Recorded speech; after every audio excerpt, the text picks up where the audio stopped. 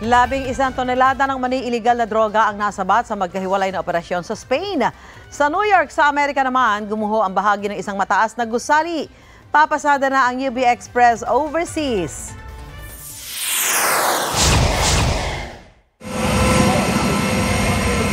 Bumigay ang bahagi ng isang gusali na may 6 na palapag sa Bronx, New York. Nagkalat ang debris hanggang sa kalsada. Wala namang naitalang nasawi sa pagguho. 2 ang sugatan. Patuloy pa rin inaalam ang sanhi ng pag-collapse ng bahagi ng gusali. Sa Spain, tonelada umano'y illegal na droga ang nasabat ng mga otoridad. Sa isang pantalan sa Vigo, 7.5 tonelada ng hinihinalang cocaine ang nadiskubring nakasiksik sa mga frozen tuna. Galing itong South America at i-distribute sana sa Europa.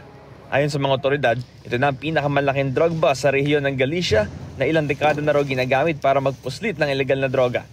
Sa isang pantalan naman sa Valencia, 3.5 tonelada ng pinaniniwalaang cocaine din ang nadiskubre. Nakatago naman ang mga ito sa mga compartment ng shipping containers. 20 suspect ang arestado sa magkahiwalay na operasyon. Ayon sa mga pulis, malaking dagok ito sa isa sa mga pinakamakapangyarihang distribution network ng illegal na droga sa buong Europa. Ito ang unang balita, Bam Alegre para sa GMA Integrated News.